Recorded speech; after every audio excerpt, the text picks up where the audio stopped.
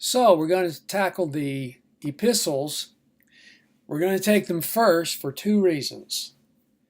They are probably the most familiar portions of the Bible that most people have read, probably letters and the Gospels. And secondly, everybody thinks letters are easy to interpret.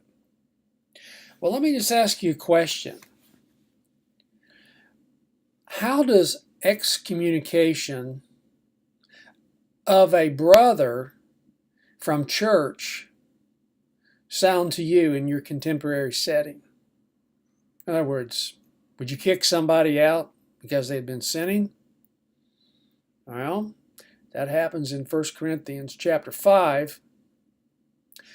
What's the point of corrections of abusing spiritual gifts, especially in a local church where the gifts of the Spirit are mentioned but not accepted in the 21st century?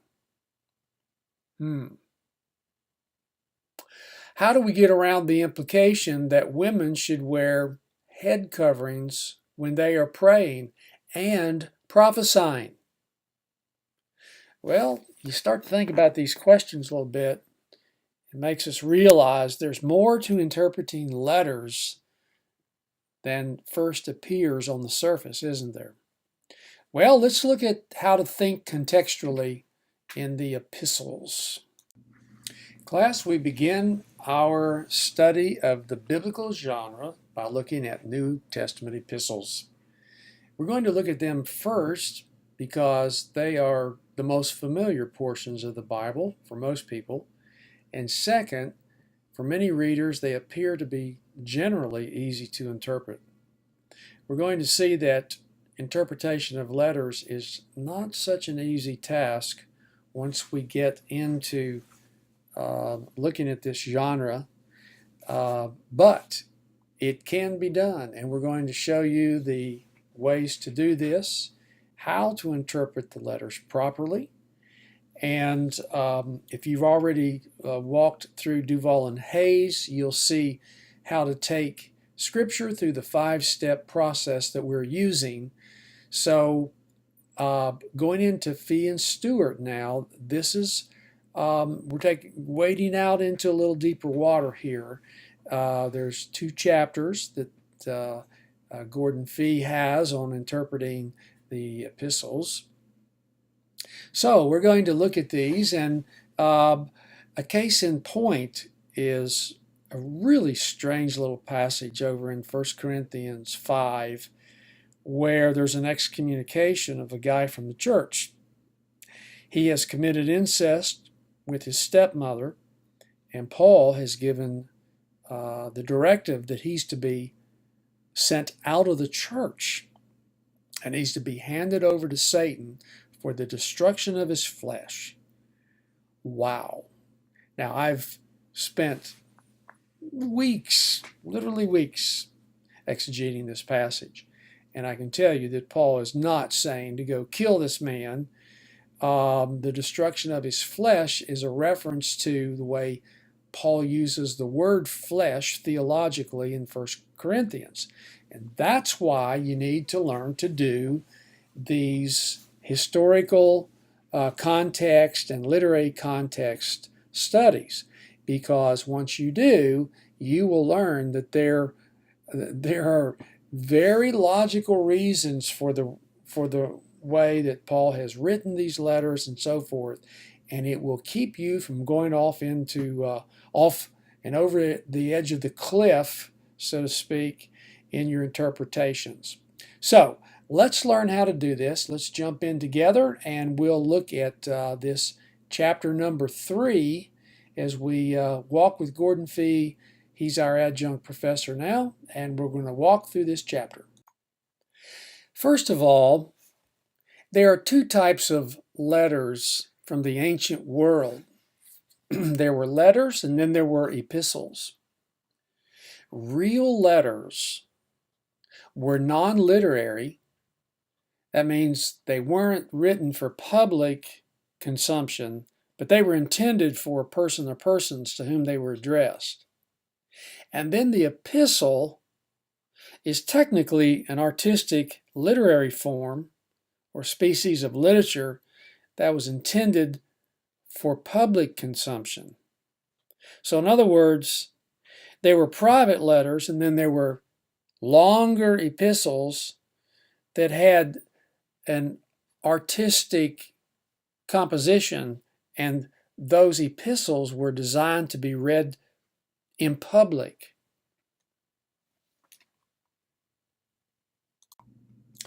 Well, the nature of epistles. There were really two types of letters that were written. In fact, technically, there are letters and there are epistles. Letters were what we would tend to think of a letter. It's a non-literary, very personal, not public correspondence sent to another person or persons, and very much like our letters today. Now, the epistle, in the technical definition, is an artistic literary form that was intended to be read publicly. Okay? And Adolf Deisman discovered this as he was digging for papyri down in Egypt, and he made this discovery.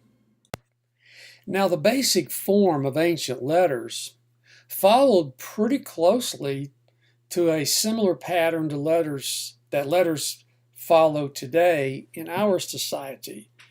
But looking at thousands of ancient letters, scholars have determined that there were some basic parts that made up the form of any given letter. Well, you had, first of all, the name of the writer. Secondly, the name of the recipient. Thirdly, there was a greeting, often composed of something like grace to you and peace from God the Father in Paul's letters. There was a prayer wish or a thanksgiving. Then there was the body of the letter, and then a final greeting. Now, some of these parts varied a little bit, like, for example, the prayer wish there in number 4. It could vary a little bit, and also the thanksgiving or the prayer in Paul's letters often varied. So there was some variation there, but basically we can say very safely that the form of the letter was standard. So we see that there is a form of ancient letters, and on page 58 in the 4th volume of Fee and Stewart, we see that the parts of the letter, there's the writer, the recipient, the greeting, the prayer wish or thanksgiving, the body of the letter, and a final greeting and farewell. Now, these elements change up depending on the purpose of the particular letter. And you'll read in Fee some great examples of how these things change depending on the purpose of the letter itself. Now, even though sometimes some of these elements might vary just a little bit, they're still called letters. For example, in Hebrews, it's often been described as 3 parts tract and 1 part letter, and it was sent to a specific group of people, as chapter 10 and 13 make that clear. John's first letter really is similar in some ways, except it has none of the formal elements of a letter. Very interesting. James and 2 Peter were both addressed as letters, but they lack a familiar final greeting and farewell. So some of the differences we can register these as we study, but they all took a basic shape, and all of the letters. Now here's the important thing. All of the letters were occasional. Now what do we mean by occasional? that they were infrequent? No. There was an occasion to which they were written. They all came out of some kind of specific occasion and were intended to address that occasion. And all of our letters in the New Testament are from the first century. This occasional nature of the letter must absolutely be taken seriously. As you think about trying to understand the intent of the original author, well, you're going to have to know why he was writing them a letter in the first place, right? I mean, to grasp the meaning of what all that is. Step one in our hermeneutical journey. Most of our problems interpreting epistles are due to this fact that they are occasional. It's like hearing one side of a phone conversation. We have answers, but we don't always know what the question was. Sometimes we don't even know what the problem was. The occasional natures of epistles means that they are not first theological treatises, and nor are they summaries of Paul or Peter or John's theology. There is implied theology, but it's always task theology. Now, what does that mean? That's theology being written for or brought to bear on the task at hand. We're going to see Paul's theology or Peter's theology, but it's not all of their theology. It's part of their theology as it comes to bear upon the task for which the letter is occasioned. So we go to the epistles again and again for Christian theology. They're full of theology. But we have to always keep in mind they were not primarily written to expound Christian theology, though they contain it, but it was always theology applied to a particular need in a specific occasion. We're going to note the implications of this in our next chapter. So, if your paper for this course or your task in preaching or teaching happens to be with a letter, the first thing you do is to tentatively reconstruct the occasion. Okay? For example, what was going on in Corinth that caused Paul to write the letter? How does he come to know of their situation? What kind of relationship and former context did he have with them? What attitudes do they and he reflect in this letter? These are the kinds of questions you have to answer. So, how do you do this? All right, I'm glad you asked. First of all, consult a good Bible dictionary or the introduction to your commentary to find out as much as you can about your audience. Okay? Second, for study purposes, you need to develop the habit of reading the whole letter through in one sitting. If you can, preferably read it aloud, so that the mouth and the ear join the eye. Okay?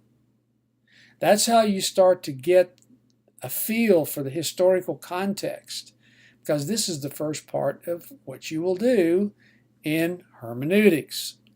Learn to start jotting down brief notes with references as you come across things that you are realizing or that you don't understand, and read things for the big picture. Okay, you're trying to get a feel for what is the situation for which this letter was written. All right, so Fee has 4 little items here he suggests to get the big picture. What do you notice about the recipients? Are they Jews, Greeks, wealthy, slave? What are their problems? What are their attitudes? What's the author's attitude? Are there any specific things mentioned as to why the occasion of the letter has occurred? the letter's natural and logical divisions will start to come out for you to see. Now, I love study Bibles, and they will break things down, but sometimes it's really very helpful just to read it without those study notes or study divisions and those kind of things, and just see if you can figure out where the breaks are, right? All right. Some things that you may have noticed and grouped according to our categories are, in the Corinthian church, this is our example in fee, they're basically Gentiles. Now, how will you find that out? Well, if you read a good commentary or a dictionary article on Corinth, it's going to tell you they were slaves. They were the cast-offs from Rome. They emptied the jails and sent a lot of these guys up there to get them out of Rome. Many were Gentiles. Now, there were some Jews there because it was a trade center. Paul's response to them is rebuke, it's appeal, it's exhortation. The occasion of the letter, he informed the people of Chloe's household. The beginning that's in chapter 1. Then you have this incestuous man in 5:1, and so forth and so on. So you see the mood changing. And then the important matter of having a working outline of the letter. I would encourage you to make a working outline of a letter. Get your outline made, and I'm telling you, you use that for the rest of your life and ministry.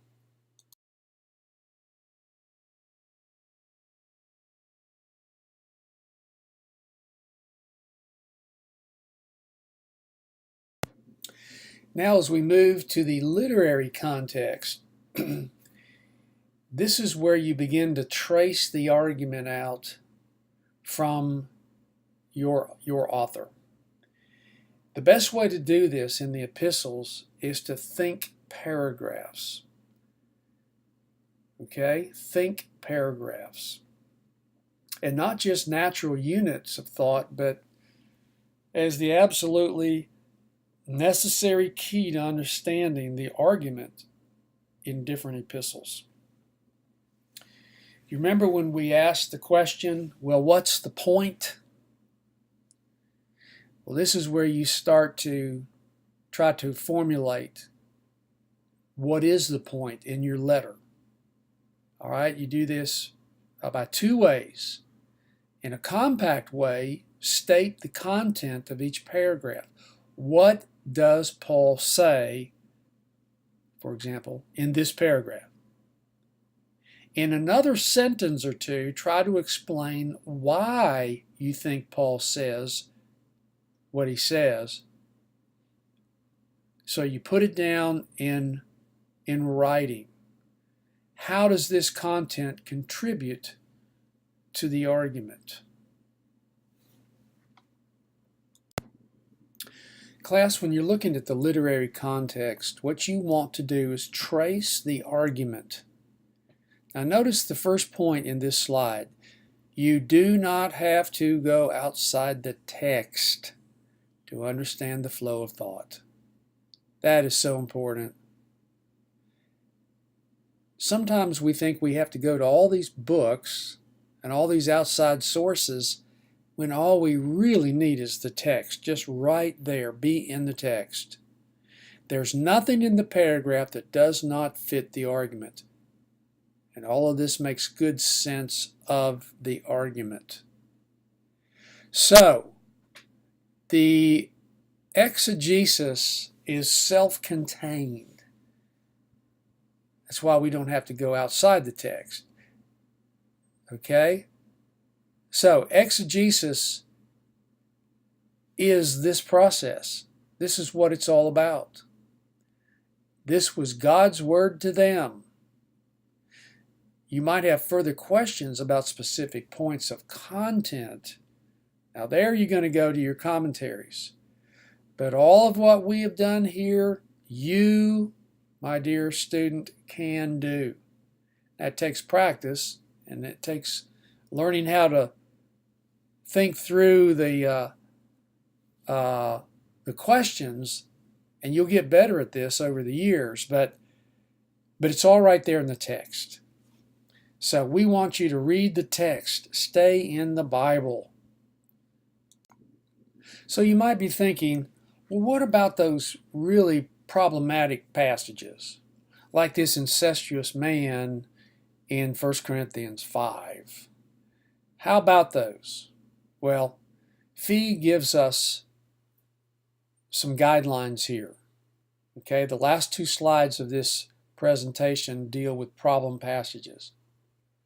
First of all, in many cases, the reason the problem passages are so hard for us is that, quite frankly, they weren't written to us. Okay? We're outsiders looking into a specific situation. Secondly, despite some uncertainty as to some of the precise details, one needs to learn to ask what can be said for certain about a given passage and what is merely possible but not certain. Okay? So when we learn to see, okay, this is precisely what we can know for certain, well, you can certainly preach up to that point, can't you? But what we don't know for certain, well, we have to admit that that's something we don't know. Okay, number 3. Nevertheless, as we suggested before, even if one cannot have full certainty about some of the details, very often the point of the whole passage is still within our grasp.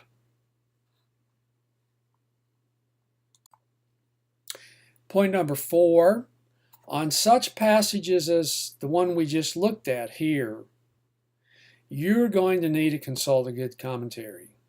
Now, Fee has in his appendix a listing of good commentaries. I've given you several places to go for good commentaries. One is bestcommentaries.com if you're looking to purchase a commentary, and also Denver Seminary, under the section in their library on their website, you will find an updated Old Testament and New Testament bibliography. Their faculty update this every year. So go to denverseminary.edu for a great bibliography. One final note, just keep in mind, we don't have all the answers to all the difficult passages. Okay? So there are just some things that we have to be willing to approach them with great humility and just an admittance that, yeah, I really don't know about this particular part of this passage. We learn to live with a little mystery.